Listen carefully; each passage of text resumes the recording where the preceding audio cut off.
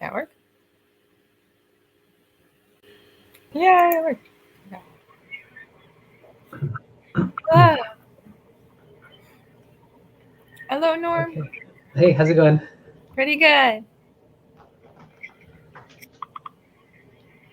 Okay. Yay. I'm pretty excited that people are back. Actually, let me see. Let's make sure we have a proper announcement back in the Discord space. I'll give it a little bit of time for people to file in. Sure.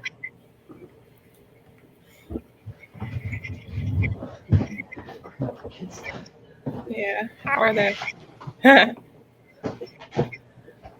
Stuff everywhere as usual. Mhm. Now it's super professional.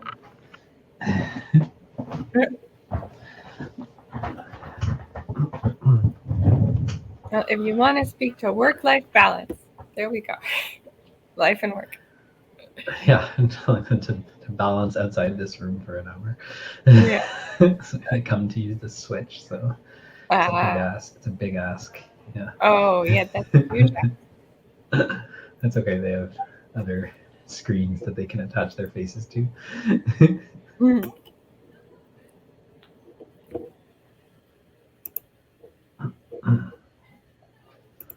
Okay, great. Yeah, I guess I'll let us get started. Yay. Okay. So I know Iska was gonna come. Iska, who invited you, was gonna come give the introductions, but she actually was called into more meetings at her conference in Puerto Rico, Okay. which is Okay. a good sign. It's like, wow, like in-person meetings are happening again, or networking is a thing again, which is Mm-hmm. exciting. So I'm here. You stuck with me, so That's okay. so I really want to thank Norman Farr from you're at Rotman and you're at U of T Mississauga, or are you still at both? No, I just had Just U of T UTM. Yeah. Mississauga now. Yeah. UTM now? Okay. Yeah. Norm's been around for a while. He's told it, and he's been studying mindfulness and its effects on the brain for quite a while. And this whole discussion actually came out of trying to figure out what were some really great ways, what were some really great things to do during the hack to keep ourselves healthy and to keep going. So we decided to invite Norm to join us to tell us about mindfulness meditation and then get us to step away from our computers and meditate for a little bit, we hope. So, with that, I'm going to just pass you the baton or pass you the stage. Okay, great. Thanks so much, Erin. And hello, everyone. Thanks for being here virtually. I'm just going to try to share my screen and see what happens. And so, yeah, the goal of the next hour is to spend maybe 15, 20 minutes just reviewing some research I think is interesting that helps contextualize mindfulness and some cool stuff we've been doing in the lab to try to understand some of its mechanisms. And then we'll drop into practice for around 20 minutes for those who are interested. And then we can do kind of a more general discussion, Q&A, feedback kind of thing for the last 20 minutes or so. And then that last 20 minutes always gets squished by the first two sections. So I'll try my best to stay on target, but we'll see how we go. So let's see whether we can get screen one to share. Allow. Woohoo. Okay, cool. So yeah, I'm going to try to weave a couple things together. I know this is like more of a neuroimaging hackathon. I'm going to try to talk about mindfulness, and I'm also going to try to work in this idea of work-life balance all into a cohesive narrative. But that's what we're trying to do all the time in life, is try to work things into a cohesive narrative. So that's kind of a theme running through my presentation. And the need to have a cohesive narrative can kind of cut both ways. I think mindfulness is a way of it's a collection of techniques or practices that helps us have a little bit more of a gardener influence or a head chef influence over the types of narratives that are being spun. So to make that make a little more sense, I use some clipboard and icons. So imagine you're a person. Just imagine for a second that you're a person, and you start off the day with some kind of goal in mind, especially a goal about like who the person you want to be, right? So you decide, I'm going to be this kind of compassionate, heart open person today. Um, And that seems good when you first get out of bed. It might even be good when you enter the bathroom. And then, of course, you get some thought about work in your head. And you're like, oh, yeah, I got to be productive today, got to get stuff done. And then some emails come in. And you're like, okay, you're going to just answer a few emails. Ooh, look at the time. And then, oh, I got to make sure I eat something. I need to eat something yesterday. I got really hangry. And then, oh, someone said something to me and it wasn't exactly the way I would like to be talked to as a person. And then, oh, I have to try to get exercise sometime, but that's not going to happen today. So I'm going to feel guilty about that. And then before you know it, this hopeful person at the start of the day has completely lost the plot of the thing that they thought was most valuable, right? To be kind or to have fun or whatever it is, right? To spark curiosity. There's something that you kind of wanted in your heart of hearts at the start of the day, and all this other stuff got in the way, right? And it was part of like the narrative of the person that you are, and all these things kind of had to be responded to or represented in some way, but they ended up interfering and completely masking, the sort of ephemeral, deeper you that you wish you could be. And so this is a problem in everyday life, and this is really the problem of work-life balance, right? We have all these aspirations and things we want to do, but at some point we realize that all of the urgent stuff got in the way of the stuff that's really important to us, right? And you might have heard, if you've listened to productivity lectures, like making the distinction between what's urgent and what's important, but it's really hard not to get swept away by the stuff that's urgent all the time. So to fold in a bit of brain hacking stuff, like neuroimagers have a great solution for this. They're like, yeah, this is just a multiple regression problem, right? I've got like something that I've designed. Like I have this life that I have intentions around that I want to live. And yeah, there's all kinds of noise and stuff that gets in the way of my like mental focus. And some of that is just random, and I can't do anything about that. But if you know that there's predictable habits, right? If there's predictable interruptions, if there's anything really predictable, you could model that and find a way to turn away from it, right? And just focus on the things that you really care about, right? And that's how we do neuroimaging. If it was just design model and random error, it would be really hard to find effects, as you might have been experiencing in the past few days. But once you start getting to know some of your systematic sources of noise, some of your systematic biases, you can really clean up your ability to see the signal that you're really after, right?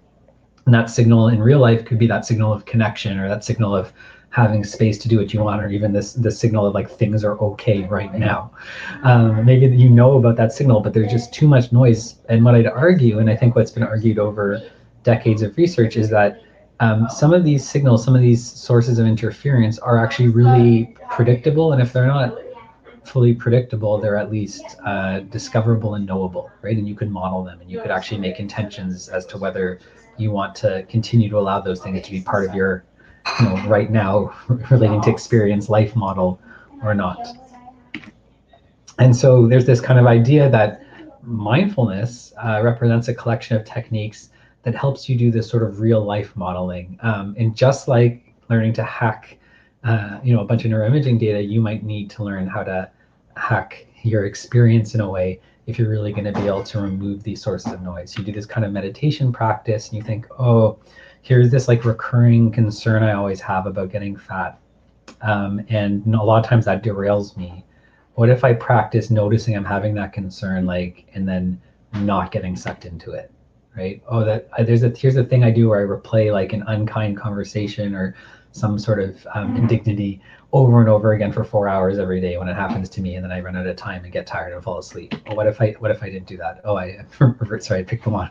I animated in the wrong order. I'll try not to ruminate about that. But you kind of get the idea, right? We can start to model all these things that distract us, recognize them when they're happening, and then make choices around them. And if we get really good at that, eventually we don't get completely pulled off track anymore, right? And at the end of the day, yeah, maybe you weren't 100% successful, but you managed to strike that kind of balance where you at least got access some of the time to the things that are really important. And that doesn't always mean taking off and doing something wild and crazy. It might just be like representing certain values or being the sort of person you want to be for yourself and for the people around you.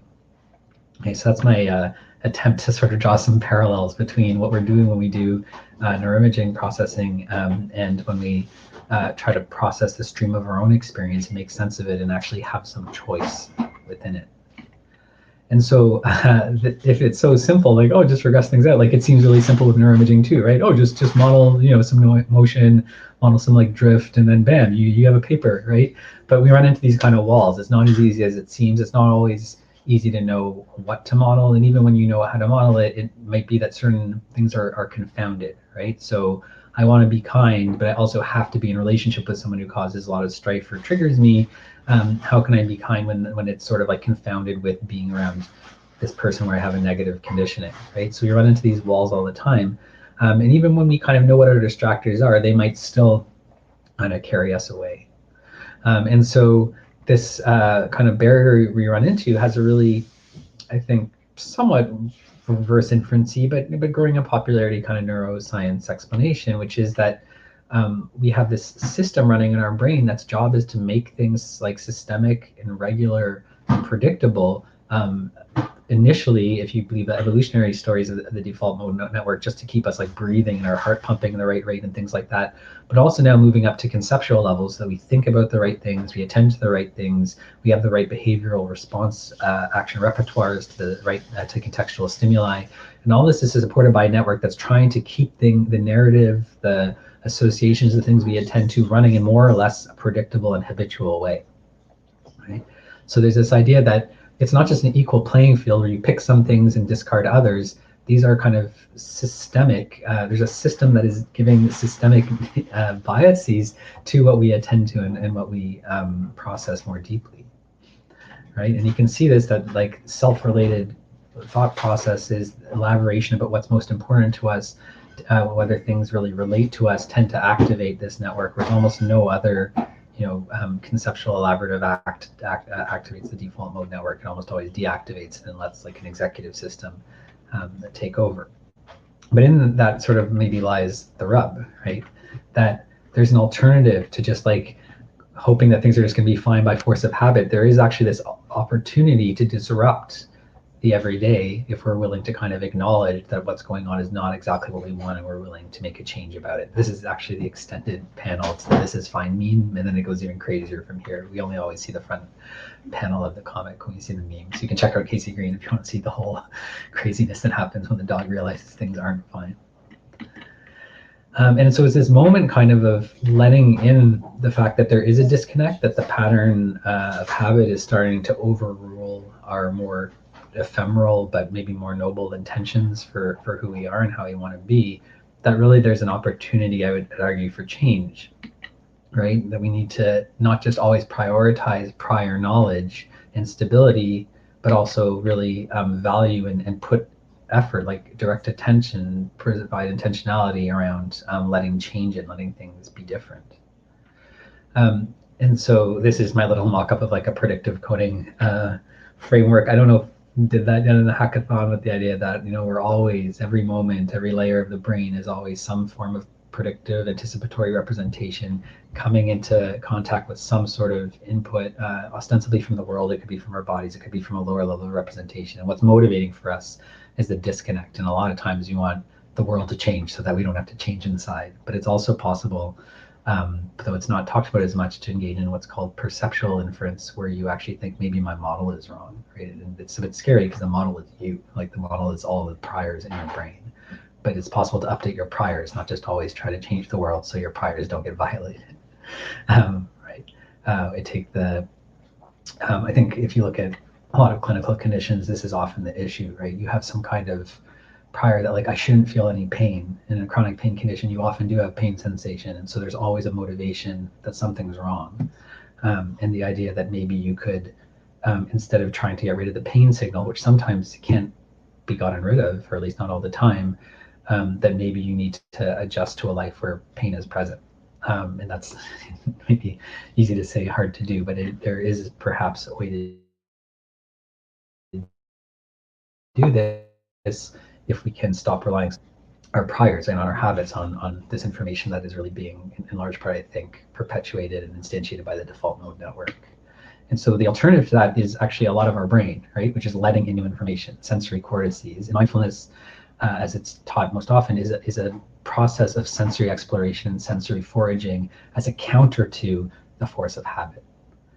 And so we can show this in some of our research, right? That if you ask someone to think about themselves conceptually, they activate the default mode network. But if you ask people in the moment to notice their response to trait words like honest, dishonest, you'll deactivate the default mode network. And with some practice, you can actually start activating sensory parts of the brain. So the somatosensory cortex and insula for representing feeling states or the internal state of the body, and the external state of the body kind of come together to give you a sense of feelings. And you can get into this sort of transitory feeling state as a way of relating to yourself rather than just falling back into conceptual knowledge. But it takes some practice to get people to actually light up the brain as it shows in the kind of right panel here. We need a group of people who've actually been practicing mindfulness for a few hours a week for 6 to 8 weeks in these kind of intervention courses. Most other people are good at turning down maybe some of the default activation, but can't actually stably sit in the sensation. It is a practice. And the challenge here, I think, for us, like that wall that I showed before, and I don't want to go too long with the lecture bit, is that we're finding increasingly in repeated paradigms, in different contexts, that when people get stressed out, the default response in the brain is to double down on exploiting prior knowledge, right, on this default mode kind of process. So rather than having sensory activation lead of some kind of stressor lead to default mode network activation, and then feeding back an inhibition to the sensory system, we need to find a way to kind of reverse this dynamic. And I don't want to take too much time, but I just want to show a couple of examples. Like if you show people sad film clips in the scanner compared to neutral film clips, they will deactivate their somatosensory cortex and insula in response to sadness, which might not be what you think it means to feel sad, but you get a lot of cortical midline activation. And what's really telling is it's the deactivation of like the insula, for instance, which is supposed to be representing, at least in the posterior and medial aspects, the body's internal state. The more you deactivate these areas, the more depressed you actually feel, right? So you get caught in this kind of like intuitively obvious but ultimately maladaptive mode of processing, where you take in something negative, your brain's like, whoa, I need to like figure out the way things should be and project that back to correct this error. So I'll shut down sensory input, and then what you're left with is a representation of yourself in a state of error, and you're not allowing new information in that could challenge that, like feeling better or something else distracting you. And so ironically or paradoxically, the attempt to stop negative sensory information coming in and leaving a negative conceptual representation leaves you only with an unchallenged negative conceptual representation. So we start seeing this in everyday people who are stressed, and especially in as that sort of stress can accumulate and cascade into clinical conditions like depression, right? So I don't really have time to go too far into the evidence. I already rambled on too much, but we have done some research looking at reactivity of sad film clips in people who have a history of depression who are well at the start of the study or remitted. And we can show that you deactivate all this blue deactivation in response to the sad film clips, that deactivation is associated to how many past episodes of depression they've had before. So it's like a practice they've learned, like they got even better at deactivating. It's associated with how many residual symptoms they have, even though they're not at the threshold for depression. And what's more, if you follow these people for just under 2 years, the amount that people deactivate these sensory regions and also some motor regions in response to mood challenge actually predicts a much higher level of risk. The red line here are the deactivators, and there's a survival plot. So every time it goes down, you might get more familiar with these than 2 years ago because of COVID. Someone is relapsing into depression. So relapse is much higher if you're the kind of person who has this deactivation, sensory inhibition kind of tendency. And so mindfulness is sort of this opportunity to stop going all into the prior knowledge default sort of representation and let the sensation flow. And we can show that you can kind of reverse this tendency with mindfulness training.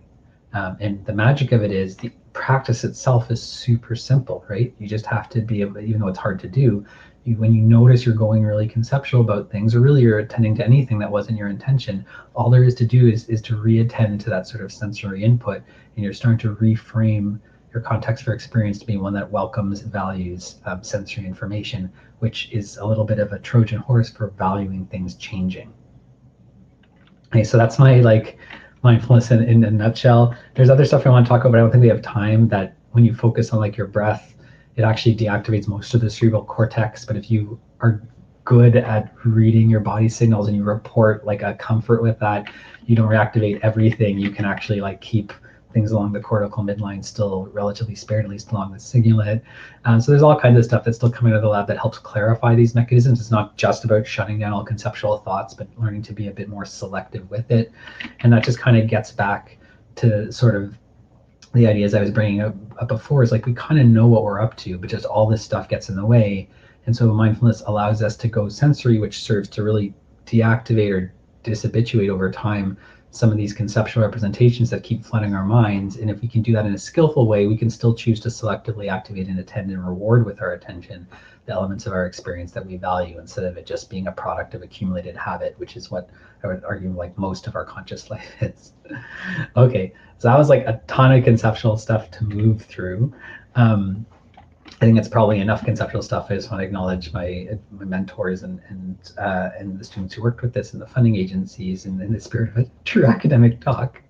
But I'll step away from the screen for a sec. And I'm just wondering, are there any pressing questions or comments before we sort of try to actually get into some practice, instead of just, I was just talking about how problematic it is to always be conceptual. So I'd like to actually model the behavior I'm sort of advocating for. Okay, so then I think the next thing I have on the agenda is, why don't we try a practice? Part of like recognizing you need to practice, it could just be like exercise where you just do it because you know it's good for you, but this can also be the type of thing you do when you start feeling overwhelmed, right? And as opposed to thinking like I just need to power through, is an opportunity to take a step back, perhaps take a bit of a break.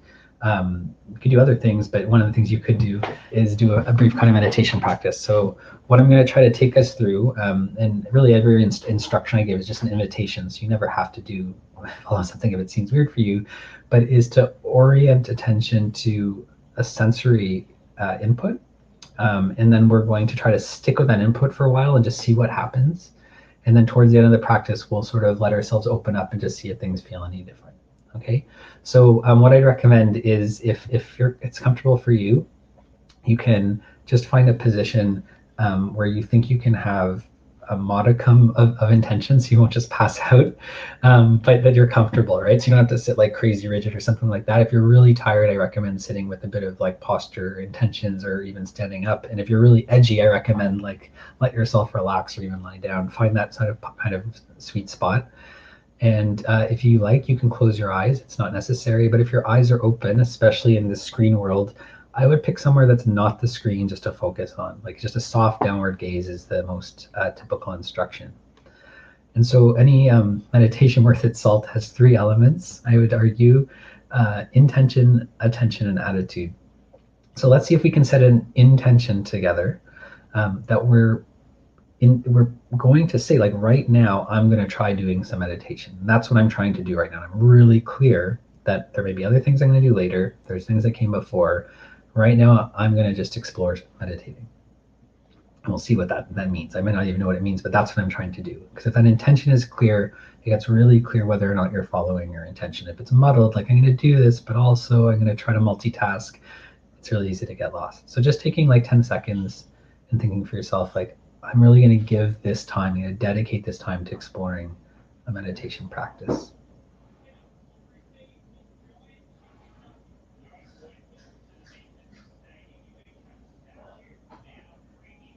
Okay, intention's locked in. Second piece is attention.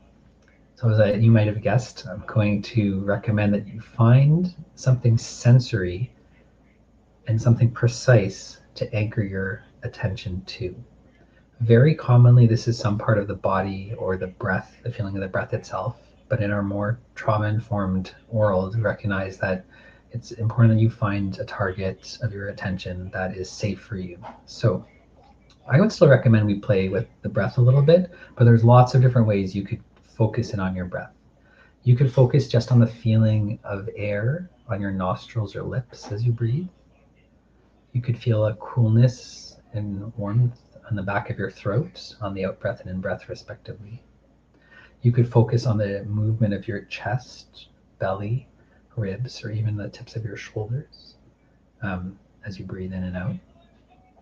And if none of that feels good, if it feels kind of icky to get into all this breath stuff, you could even just like tap one finger when you breathe in, tap another finger as you breathe out.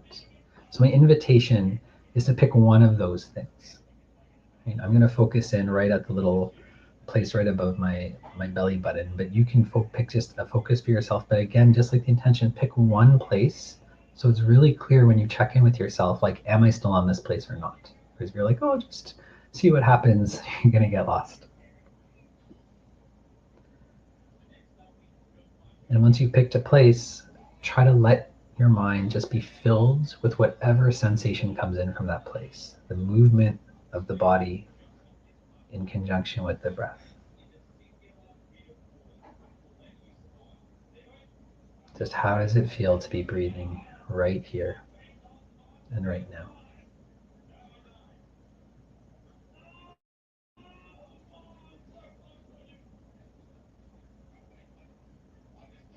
And I mentioned there's a third component to meditation, and that's attitude.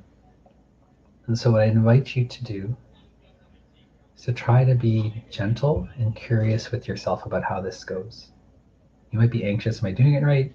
You may be resigned that you can't do it right. You may be bored.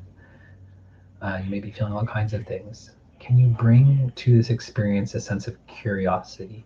Like, really, what is it like just to feel myself breathe right now in the place that I've selected, right here in this time that I've dedicated? What is it really like? Can I be curious? And if my mind goes somewhere else, all there is to do is to remember, I just want my attention to go back to this spot. I just want to be curious. So every time you fail, and we will all fail to keep our attention in one place, can you model a different way of responding to that failure? Can you notice when the mind moves to my voice or to thinking about dinner or something that happened before, something in the future? Be gentle with yourself. Say, okay, my mind moved away. Can I bring my attention back to my focus?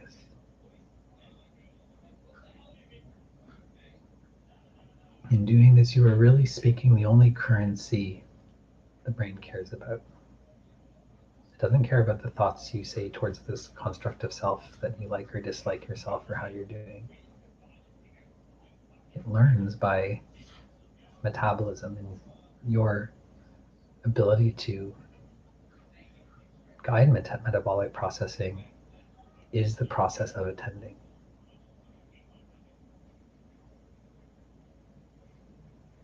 So, how do you teach this mischievous, unruly monkey of a mind just to stay still, just to guide back to what you can sense in your breath right here and right now? And I'm going to quiet down a bit now to give you some time to actually do this. So, just staying with the breath, noticing when the mind changes its focus, gently redirecting it and becoming curious again about what else you could notice right here and right now.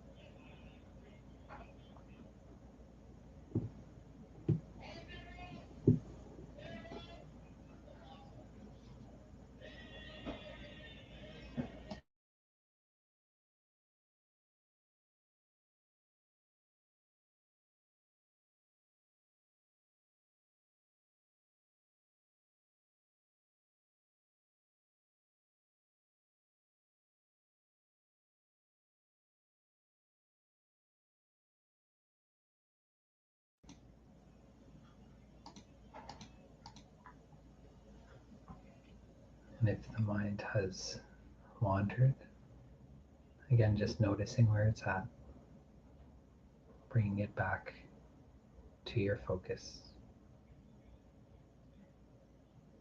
Perhaps asking yourself questions about the quality of sensation. How do you know even where in your body you're looking?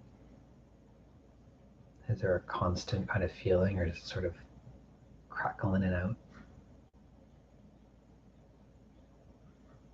Are there parts of the breath you just lose and can't feel in this part of your body? Are there parts that are there in real strong signal?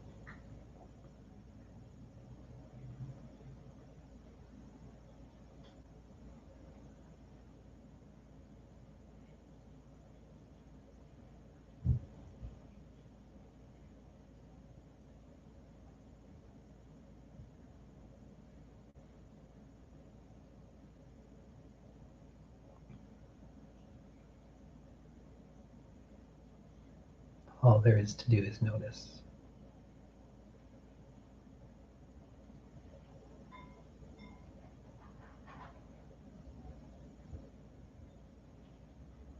All there is to do is to explore this mode of sense foraging, really valuing sensation above all else.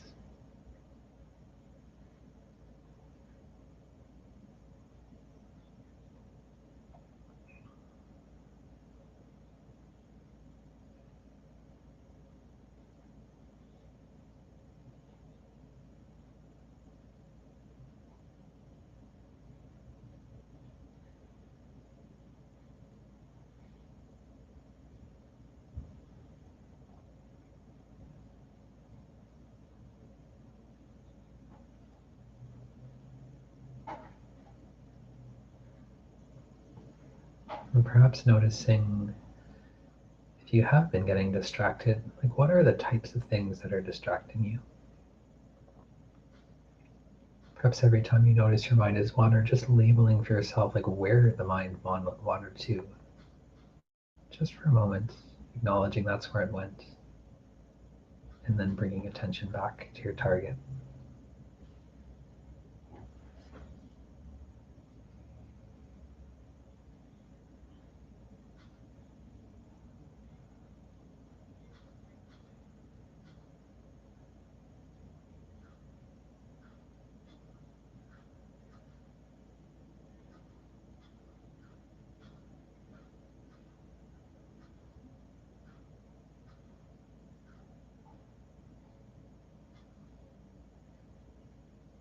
You may at this point feel apprehensive about how much longer we have to meditate for, so that's just like a place your mind went.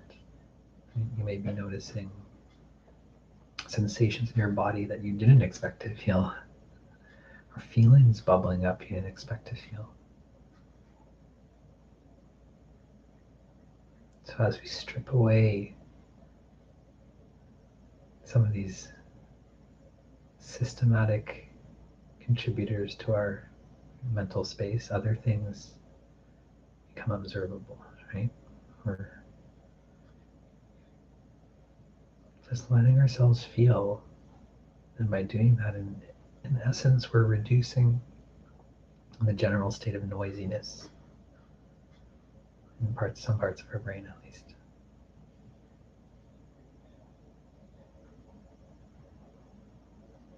while encouraging more variability in others.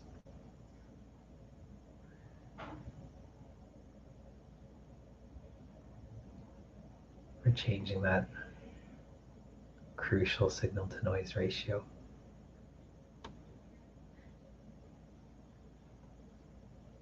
But none of that explanation really matters.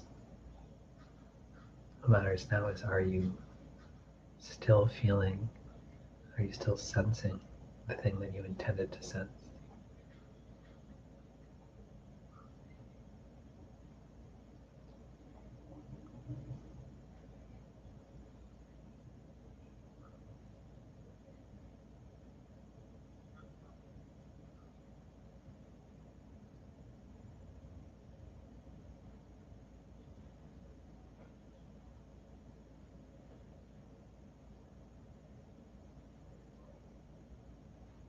Can you stay with the whole breath?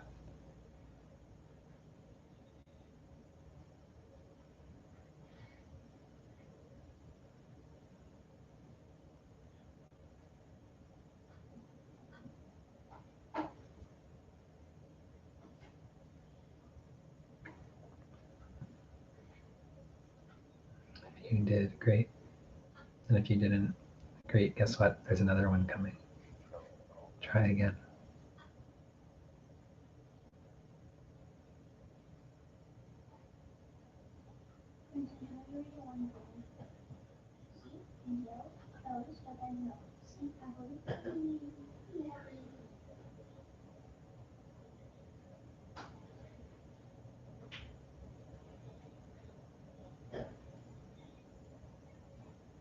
And when you feel ready, if you feel ready, my invitation now is to let your mind open up a bit, let your attention expand, and if things get too chaotic, you can always come back to your target. But just try to notice what other thoughts and feelings or sensations might be floating around for you right now. Maybe there's a sense of quiet and spaciousness, but maybe there's been a narrative or voice or some memory or something clattering around the whole time that you're still aware of. Seeing when you can just notice the feelings, the sensations, and the thoughts that are arising right here and right now. But watching them almost from a distance, like you're watching clouds pass through the sky.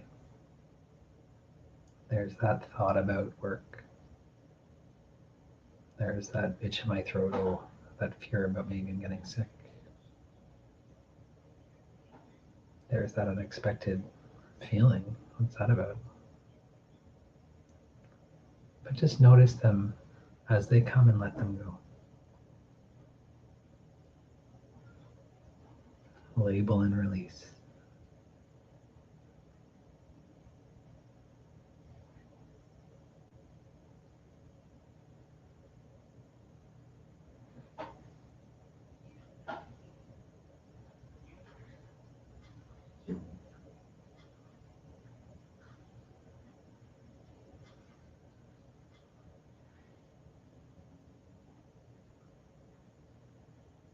Can you be equally open to really anything that arises and then passes in your mind?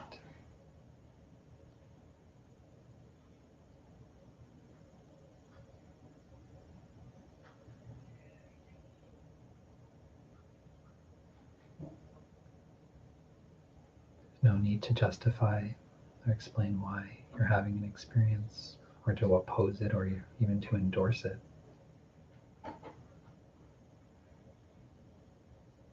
Just to be aware.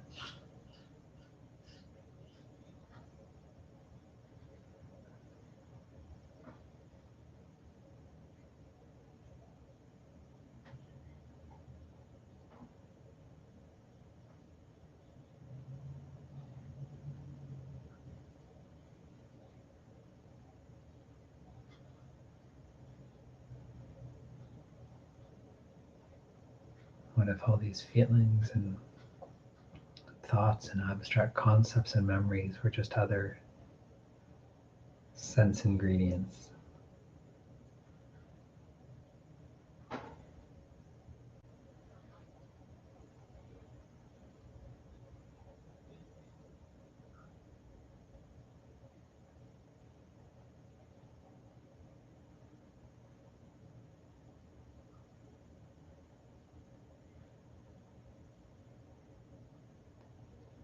And when you're ready, I invite you just to come back to your sense target, that one place where you chose to focus on, just for another moment or two, just to let the mind kind of contract back down and focus your attention, fill your awareness just with that feeling of your breathing, wherever it was that you chose to feel it.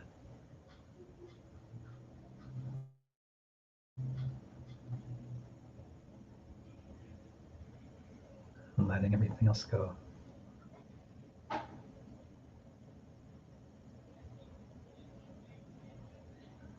Just sensation right here and right now.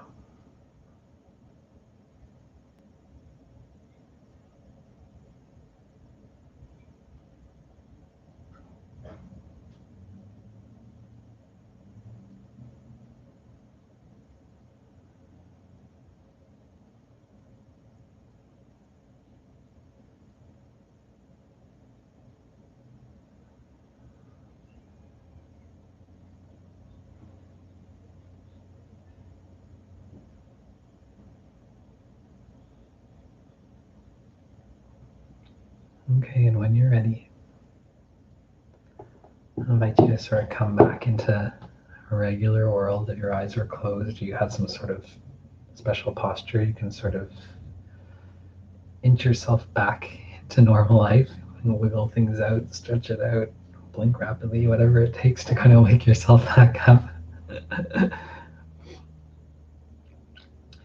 So that was, I think, a full 20 minutes or so of a meditation.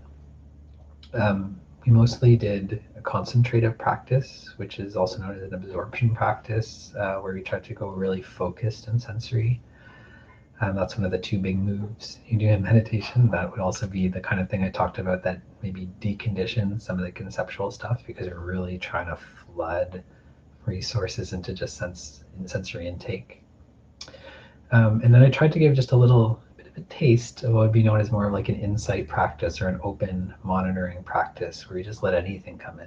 And that's already happening a little because when you inevitably fail in an absorption practice, you can notice like, oh, my mind keeps going here, but this is sort of it's more of an opportunity to also just notice like, what are the things still, running in my mind? What are these like subroutines that are still running, despite the fact that I spent like 15 minutes doing nothing?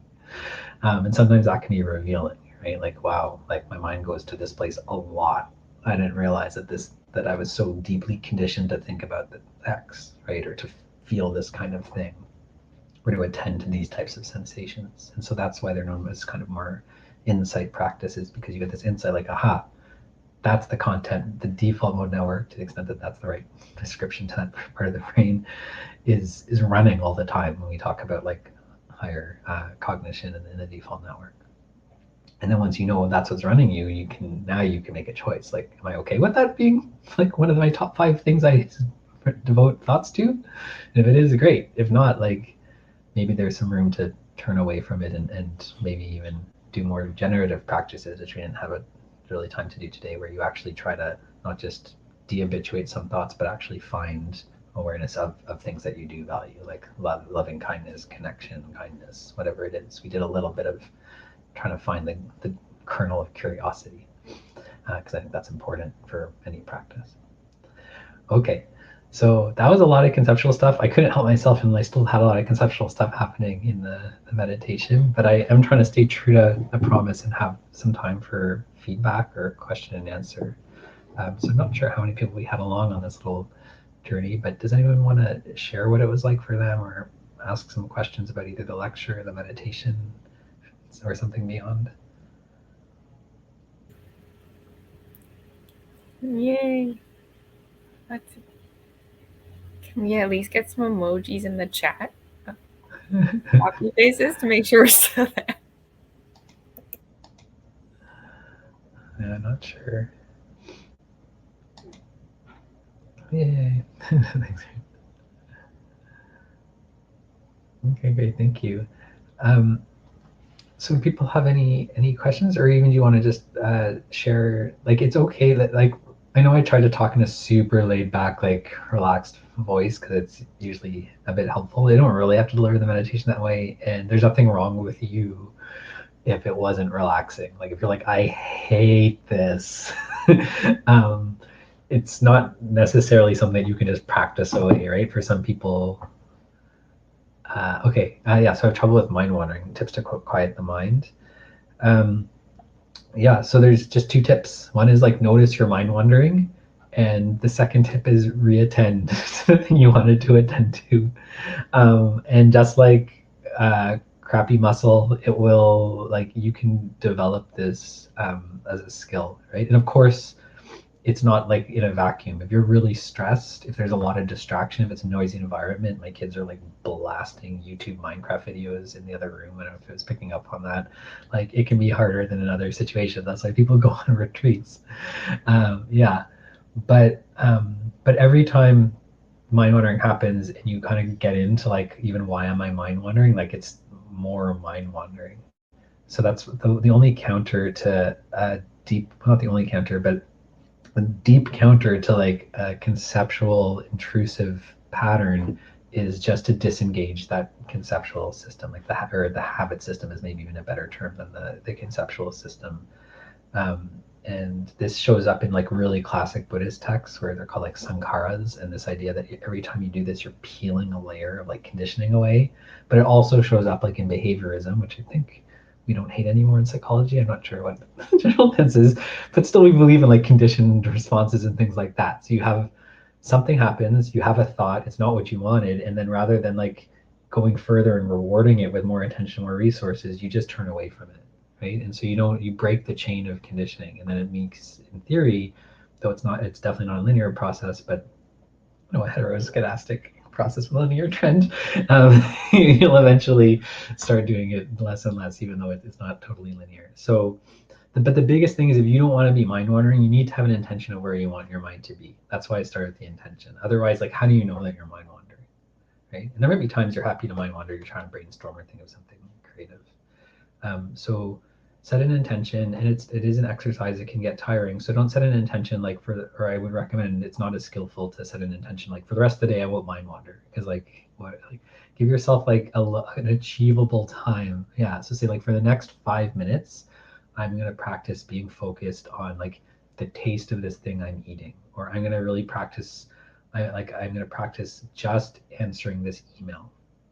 And then you're playing, like you are doing the thing, you're eating the food or answering the email or whatever it is, but you're also keeping a little bit of your metacognitive awareness available to just be checking in, like, am I still doing this or am I getting distracted, right? And you see even that idea of set an intention for a discrete amount of time with like the Pomodoro technique. It's like you're going to get tired, you're not going to be able to stay on task, but it doesn't mean like, if just because they say set the timer at 25 minutes, that might not be where you're at. Like some days I'm like, I would need a 2 minute timer, and other days like might be, can just like lose myself in doing something for like an hour. So you kind of have to sort of take stock. And I think another really skillful like micro practice is called the 3 minute breathing space. We actually start with like almost like an open awareness where you're just checking out like how crazy is it in my mind right now, like what's going on.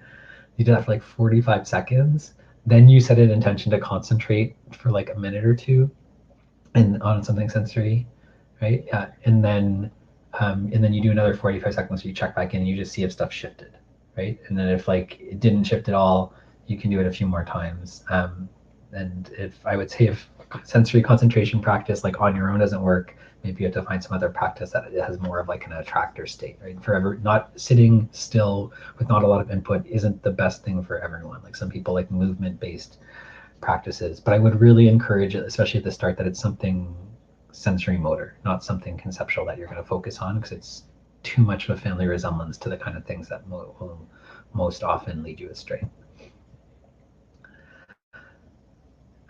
Other reflections or uh, well, there's lots of like pop, like folk tales about yeah, no problem.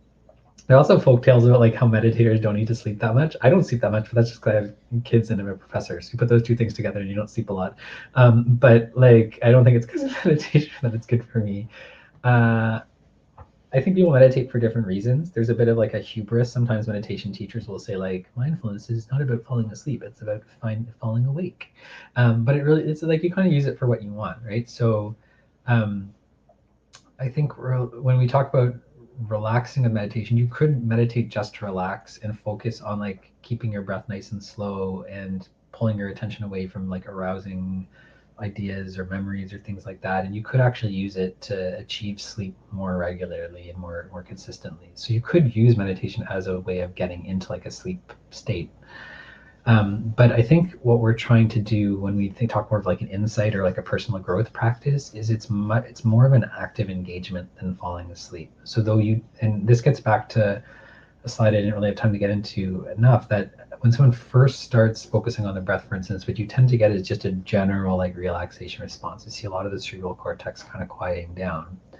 And like a expert meditator, if that's all they're trying to do, can like literally shut off their prefrontal cortex. There's some papers by Richie Davidson's lab from like mid 2000s that are just like wild, or like the PFC just like it's just off, and these like people with 10,000 hours of experience. But I think what most of us are trying to do is gain some insight as like, well, what is the contents of our habits, like our own sort of mental repertoire? What are the things that are sort of running us? And to do that, you have to be able to quiet down enough that you're not totally distracted and jittery, but still be like actively exploring, like have that kind of curiosity to be like, well, I'm attending, but also like when I do get distracted, where do I go? And this might not be like a single session for insight, but if you start doing it like day after day, you might notice there's certain patterns, certain memories, certain evaluations that tend to show up for you that are really like idiosyncratic, like that are specific about you. It's not like any human could have them, but you have these patterns. And that you need to kind of have acceptance that that's happening to just be able to label it and move on and really see like in an unfettered way what the relative frequency of different types of distractions are, different types of like mental habits are. And so this is a practice of that's very engaged and exploratory. Like I would think of it more as like you're foraging. You're not lying down to sleep. You're just like, I'm gonna wander through the landscape of my experience and like see what happens, but I don't want to get stuck anywhere. Like I just want to note it, like write it in my little foraging journal and move on. And yeah. So that idea of control in terms of like not getting absorbed in things that you don't mean to get absorbed in, that your goal is like to label and move on and return to something sensory, because that's like the backdrop where the conceptual stuff will really be visible. Whereas if you're thinking about one project and then briefly think about another project and you think about something someone said on project 3, like it's really hard to tease those apart and see them in kind of relief. So yeah, we just wrote a paper on like clinical psych review or something about how it's not just like accepting whatever happens. If I get my honor the whole time, it's fine. It's I want to accept what's happening so that I can stay engaged and stay in the process, and then I can actually discern like what the habits are, and then I can decide like are these valued or unvalued, like unwanted habits, right? And then there's a lot of other work that might be done that's not just about receptiveness. Like I'm going to try to, and I've had experiences too, like getting irritable with my kids, where like just taking a breath isn't enough. Like I have to replace the irritable behavior when I have to think about what can I replace this behavior with. So there's a lot of other like non woo-woo contemplative things that you would want to marry in once you had some awareness of those habits, I would say. But ultimately, you won't necessarily be able to control where your mind goes, right? So that's what I'm saying. It's not just like total control. Like it's control in the sense of setting an intention and trying to stay engaged, and then realizing like your lack of control is actually a wonderful opportunity for insight. Like that's where you're going to observe your conditioning. You're going to see what else is controlling you because it's so familiar. It's been so rewarded with attention. It's been so charged with emotion in the past. Yeah. Yay. Do you find I don't know, maybe this is more of a statement than a question, but you probably have more information than me on this. Like remote work just feels so much more distracting than being in the office where there's like a person in front of me and therefore an intention to have a conversation with that person. Um, is this like a weird statement for me, or does it seem? I don't know. Um, Well, I don't know. I think everyone's experience on being remote is probably varied, and like that Sick Kids report came out saying like, oh, like 13% of kids said their lives got way worse, but then like if you actually read the study, it also said 13% of kids said their lives got way better. They just like no one paid attention to that part of the report. I'm not saying in general lockdowns or something were good for kids. Like that's not the takeaway here. My point is like it's the experiences are varied, but I agree like there's an opportunity in this like landscape to have all kinds of other conditioning, like when you're on a screen and like you have other tabs open, you can hear like people like chat windows are going, calendars are going, you just remember some website that you meant to check, like in a way that while some people still do it in real life, like I definitely have conversations with people where they're just like, and they slowly like have their phones out, like I'm still talking to you, but that's like it's way harder for that to happen, right? Like it's just not, we have enough kind of social norms, I would say, that and also it might just be more engaging to be in the same room and talking to someone at higher resolution, to deal with all the glitchiness. So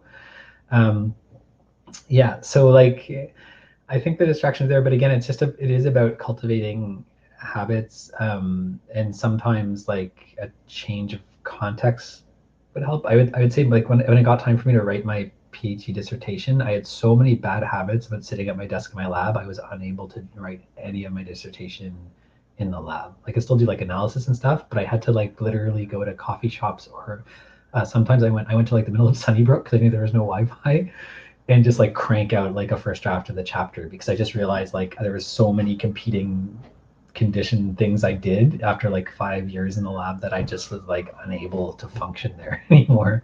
So like it was an awareness of how powerless I was, I would say, that opened up the opportunity. Well, like, do you have to be in the lab to write your thesis? So So sometimes those kind of alternatives are available, I'd say. But I know also for people who have like a lot of social phobia and stuff like that, like yeah, they're not getting a chance to extinguish that phobia, but also it is more comfortable for them sometimes. I stopped asking my students to turn their cameras on because well, it got wearying, but also it's like they probably have good reasons for it. So I used to lecturing to see a like black screen.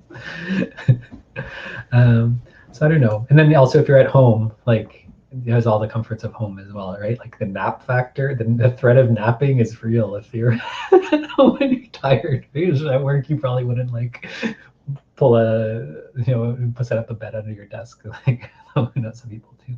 I don't know, does that make sense? Yeah. I Um, feel like I should ask a silly thing because it occurred to me that this is actually one of the first brain hacks where we don't have muses around. So we used to have a huge like neurotech oh yeah, proponent group, and it just occurred to me that Muse was originally marketed as a meditation aid. yeah. How much do you like buy that link between meditation and just straight like alpha versus beta wave situations? Or do you have any Yeah, we abstain did some from? work with. I did some projects with Intraxon, like with the Muse company, and Mm-hmm. it's interesting. Yeah, like they pivoted now actually towards sleep, neurofeedback for sleep. But so yeah, they whatever their algorithm or secret sauce was, which probably like I don't know, I don't have a non-disclosure agreement, nor do I know what the secret sauce is. I imagine it's a lot of alpha, because alpha like this gross inhibitory signal. In my experience, using the Muse as someone who'd been meditating somewhat regularly and been on like some more deep retreats, was I could leverage that inhibitory signal to do whatever I wanted and trick it into thinking I was doing awesome. So on one hand, like that initial quieting, that ability to focus and quiet, I think is a necessary kind of condition for a lot of the stuff that comes after. And I think it is somewhat sensitive to that. We published using the Muse, though, like especially because of the IP stuff, not being able to know what the algorithm was. We just published talking about the idea that it was for some people it was a good incentive for them to meditate, and then the meditation was good for them. And if the feedback was totally random, we never did like a random feedback condition, though if I was going to systematically investigate the Muse, that's what I would have used as a control condition, like a sham feedback condition. But I didn't really care, right? It was just like when people use the Muse, that gives them an access point to doing meditation, kind of like glams it up a little, right? And they're like, "Ooh, doing changing my brain with the technology and ancient traditions married into one." And then like the meditation, I think is helpful, right? Like I still believe in it as like a better technology than a lot of other stuff, including like some of the psychedelics in terms of like guaranteed value for time. And so I was kind of fine with that. And yeah, like I said, like as a practitioner, as a medium level practitioner, I could get into the pocket where I knew I know what it feels like now to have like strong alpha, if that's maybe weird to say, but like you can know what that feels like. And then within that, I could think whatever I want. Like I could think about like bombs exploding, or I could think about kittens, and the Muse couldn't tell the difference anymore. So but is it probably giving interesting feed? Is there a chance of giving interesting or useful feedback that helps you get to that first step of knowing what that secret sauce feels like, even if that secret sauce turns out to be mostly alpha with a sprinkling of other frequency bands? Yeah, it probably is useful to do that. I don't know if you need them used to do it, but for some people, that's the access point, right? And I think the bigger goal is how do we get people access points to having insight about their own habits, and that from that awareness comes the opportunity for change, right? So um, yeah, so I'm agnostic still about whether their algorithm does anything, but in some ways it doesn't matter. I mean, it matters for some scientific questions, but it doesn't matter so much for the Muse could be useful even if the algorithm did nothing. I guess what I'm trying to say, and it clearly motivates some people to practice, and I think that's good. And it might have a similar attitude around a lot of other meditation apps and things like that. As long as they're not being too dogmatic, that like they got it right. Like then yeah, if it works for you and it's helping you have these kind of insights and sometimes relax, sometimes discover things, then cool. Like and it's working for you, like keep doing it, kind of thing. Wow, we actually ended up taking the full hour. I Woohoo! know. Oh yeah. I've never Wow. gone under. I've never gone under. I'm not that kind of person. I'm a rambler. Do we have any? Because you have to get kids to Taekwondo, don't you? Or is that tomorrow? Shortly, yeah. But if there's any Shortly. parting comments or questions or anything, I'm happy to do one or two more. But you're all doing a good job already. Yeah. One more. Okay. One more. Wow. Okay. Yeah. So it looks like we just have people are super excited to go eat dinner and super thankful for this session, which was really wonderful. Thank you so much. Yeah. Thanks for inviting me. Yes. And shout out to everyone in the audience who can still come. We are still going to attempt to meet up in Distillery District and walk around outside for a social event at 6:30. And keep on the Discord chat for discussions around that. And thank you so much for joining us. Big thank you. Okay. Thank you so much. Take care. Enjoy the rest of the hack. Okay. Bye, everyone.